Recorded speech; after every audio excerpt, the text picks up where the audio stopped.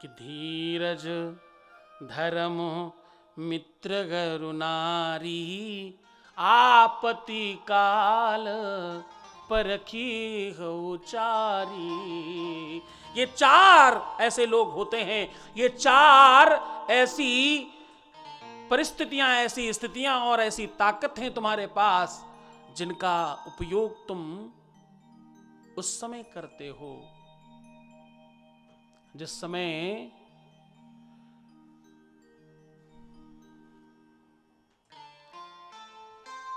कोई भी आपका सहारा नहीं होता। एक और बात खास तौर से ध्यान दीजिएगा, धीरज धर्म और मित्र। मित्र वो नहीं होते जो तुम्हारे पास बहुत सारा धन है तो तुम्हारे साथ चल पड़े, तुमको कोई व्यसन में डालना है, कभी खुद खर्च कर दिया, कभी तुमसे करा दिया, और हमेशा तुम्हें कुमार्ग पर ले जाने की कोशिश करते हैं। मित्र ये नहीं होते। मित्र वो होते हैं जो आपको सत्कर्म में लगाएं। मित्र वो होते हैं जो तुमको और बड़ा बनाएं। मित्र वो होते हैं जो तुम्हारे जीवन को बेहतर बनाने के लिए प्रयास करते हैं, प्रयत्न करते हैं। मित्र वो होते हैं। मित्र वो होते हैं जो तुम्हारे लिए अपना बल लगाकर तुम्हें श्रेष्ठ करने का प्रयत्न करते हैं।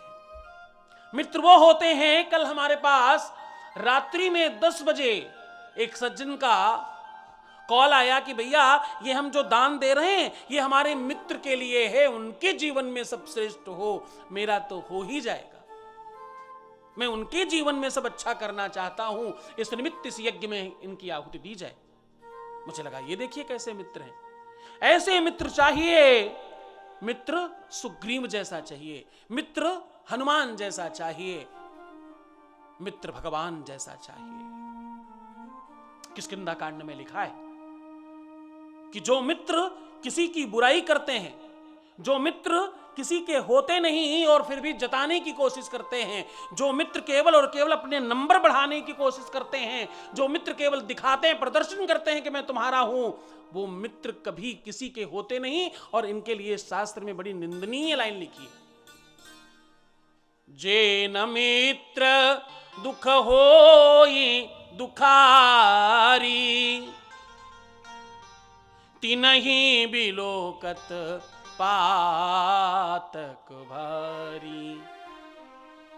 जे न मित्र दुख होए दुखारी,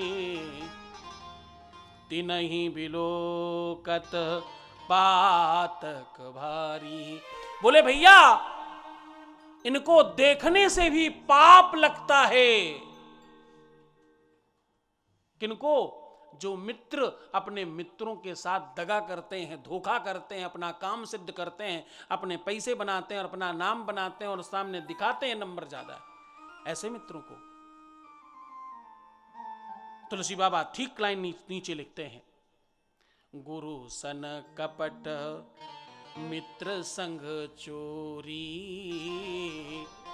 गुरु संग कपट मित्र संग चोरी, या हो अंधा या हो कोढ़ी, गुरु संग कपट मित्र संग चोरी, या हो अंधा या हो कोढ़ी।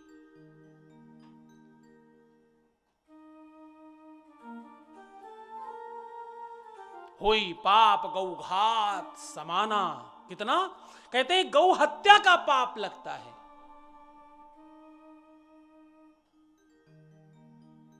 अगर मित्र के साथ मित्र सही नहीं हो तो। और सबसे आखिरी में रखा है नारी। अब नारी का मतलब ये मत समझना केवल पत्नी की बात कही जा रही है, नारी का मतलब पुरुष और स्त्री दोनों से है। नारी का मतलब स्त्री और पुरुष दोनों से है। एक नारी का मतलब होता है तुम्हारा वो नाड़ी जो सूर्य और चंद्र नाड़ी तुम्हारा आयुर्वेदाचार्य देखता है, उसको भी नाड़ी कहते हैं। ध्यान समझना, नाड़ी और नारी ये शब्दों में थोड़ा सा भेद है, ध्यान से समझने की कोशिश करना। नारी का मतलब बिल्कुल स्त्री नहीं होता, नारी का मतलब लड़की नहीं होता केवल, नारी का मतलब एक आत्मा से है, पत्नी से है, और पत्नी का मतलब आत्मा है। पत्नी का मतलब स्त्री नहीं होता, हां आत्मा से है। एक पुरुष अपनी पत्नी की पत्नी है और एक स्त्री अपने पुरुष की पत्नी है। इस भाव को थोड़ा और गहरा उतरोगे तब समझ आएगा, थोड़ा ध्यान से समझना इस बात को। जितने उत्कृष्ट संत हुए, जितने श्रेष्ठ संत हुए, उन्होंने सबने अंतिम में जाकर के अपने आप को स्त्री भाव में रख लिया। सारे संतों ने, सबने लिखा है बाद में जाकर।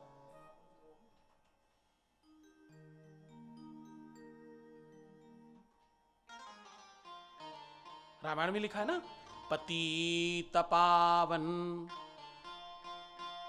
सीताराम। तो पतियों के पति हैं वो,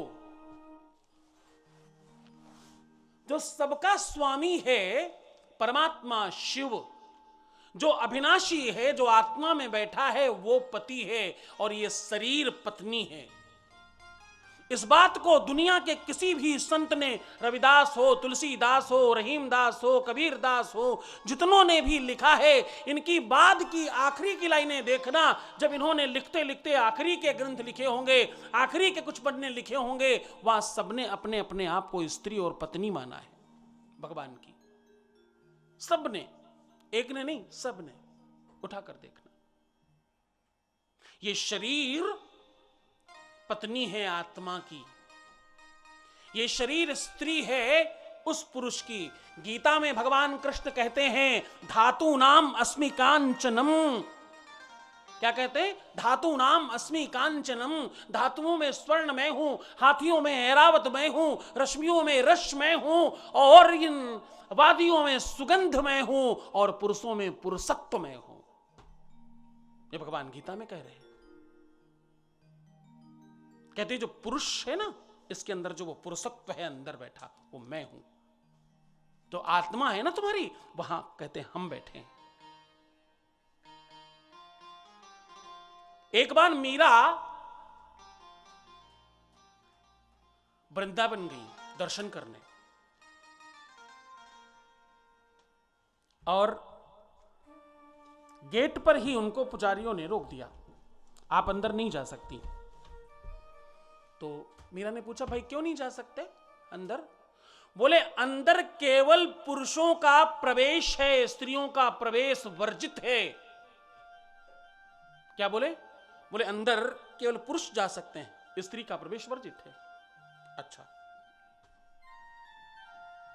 जैसी आपकी आज्ञा। एक छोटा सा पत्र है, अंदर पुजारी जी को देके आइए। जो अंदर गोसाई जी बैठे हैं, उनको ये पत्र देकर आओ, और उनको बोलना कि मीरा बाहर खड़ी हैं, ये पत्र दे देना। पत्र लिखा और वो पत्र ले जा करके अंदर दे आए। जैसे ही पत्र अंदर गया, पत्र अंदर जाने में देरी लगी, पत्र के साथ गोसाई जी को आने में देरी नहीं लगी। पत्र पकड़कर गोसाई जी बाहर आए और तत्काल चरणों में लेटकर मीरा को अंदर ले गए और दर्शन कराया। अंदर दर्शन कराया, दर्शन कराकर बाहर लाए, प्रणाम करके वापस किया। सारे लोगों ने पूछा कि यह चमत्कार क्या हुआ? पुरुषों का प्रवेश था, स्त्रियों का प्रवेश वर्जित था। इस पत्र में ऐसा क्या लिखा था जिसे देख करके पुजारी जी को क्या ही हो गया?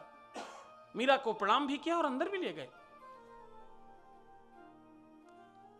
गोसाई ने वो पत्र दिखाया, उसमें लिखा था, मैं तो एक ही पुरुष जानती थी। ये दूसरा पुरुष कौन है जो अंदर बैठा है, जो मूर्ति के साथ पूजा कर रहा है? ये दूसरा पुरुष कौन है? मुझे तो दुनिया में एक ही पुरुष पता था, जो पुरुष है, आदि पुरुष, वो भगवान। ये दूसरा पुरुष कौन पैदा हो गया? तुम इस भवन को, इस मकान को स्त्री और पुरुष समझते हो।